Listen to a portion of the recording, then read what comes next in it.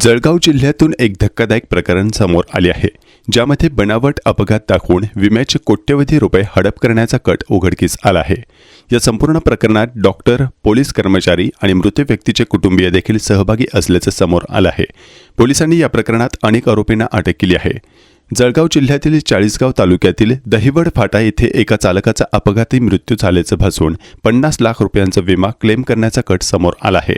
एका खासगी विमा कंपनीच्या अधिकाऱ्याच्या तक्रारीनंतर पोलिसांनी या संपूर्ण प्रकरणाची चौकशी सुरू केली।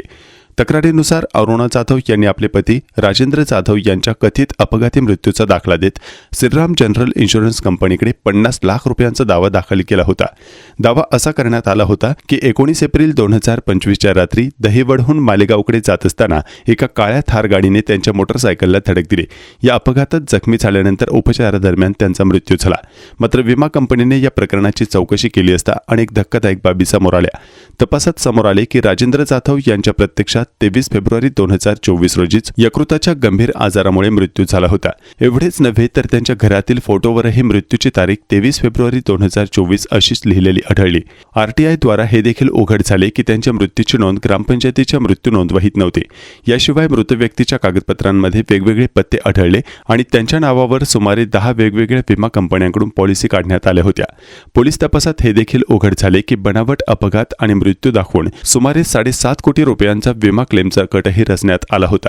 या प्रकरणात मृतकाच्या कुटुंबियांसह चाळीसगाव ग्रामीण रुग्णालयातील वैद्यकीय अधिकारी तसेच मेहुणबारे आणि चाळीसगाव पोलीस ठाण्यातील 4 पोलीस कर्मचारीही सहभागी असल्याचं आढळलं आहे। पोलिसांनी या प्रकरणात अरुणा जाधव, संभाजी जाधव, थार गाडीचा चालक आणि मालक, वैद्यकीय अधिकारी मंदार करंबळेकर, पोलीस कर्मचारी महेंद्र पाटील, सुनील निकम, रवींद्र बत्तिसे, सचिन निकम, विमा एजंट प्रवीण पाटील, प्रेम पाटील आणि मृतकाचा भाऊ मिथुन जाधव यांच्यासह अनेक आरोपींच्या विरोधात फसवणुकीसह विविध कलमांखाली गुन्हा दाखल केला आहे। या प्रकरणात पोलिसांनी आतापर्यंत 9 आरोपींना अटक केली असून त्यांना न्यायालयात हजर केले जाणार आहे।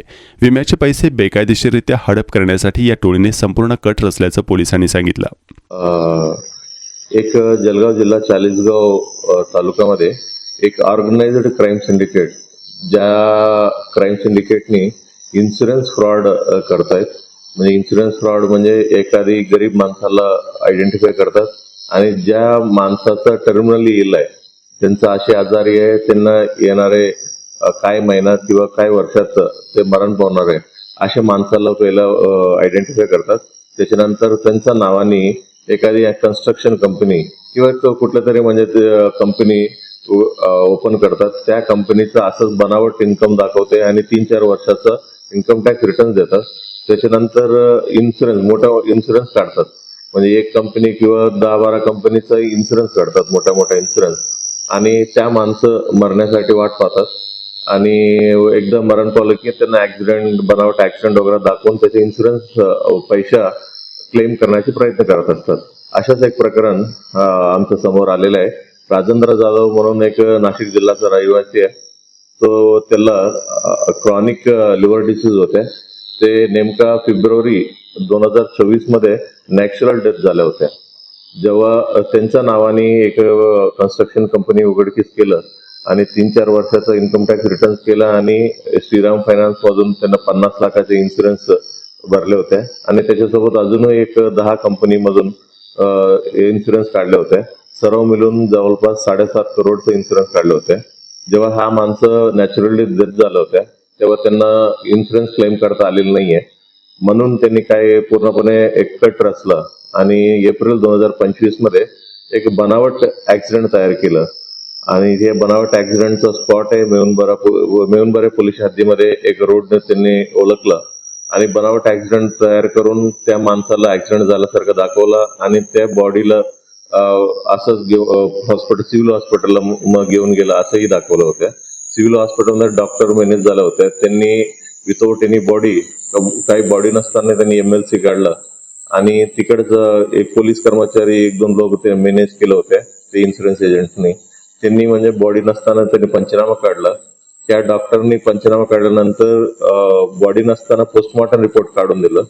मग त्याच्यानंतर ही FIR दाखल झाला। FIR दाखल झाल्यानंतर जे कर्मचारी मॅनेज झाले होते त्या कर्मचाऱ्यांनी पूर्ण तपास पूर्ण केलं आणि सर्व प्रकार आता उघडकीस आलेला आहे। आणि उघडकीस आल्यानंतर आम्ही श्रीराम फायनान्स कंपनीचे एजंटचं एफआयआर त्यांच्या फिर्यादीवरून एफआयआर दाखल केलं आणि 2 इन्शुरन्स एजंट्स आहे प्रवीण पाटील आणि प्रेम पाटील, दोघांना अटक करण्यात आलं. त्याच्यासोबत जे डॉक्टरने फेक पोस्टमॉर्टम रिपोर्ट काढून दिलं मंदार कालंबेकर ह्याला अटक करण्यात आलं. पोलीस कर्मचाऱ्यांपैकी सचिन निकम, रवींद्र बत्तीशे, महेंद्र पाटील, सुनील निकम अशा लोकांना अटक करण्यात आलं.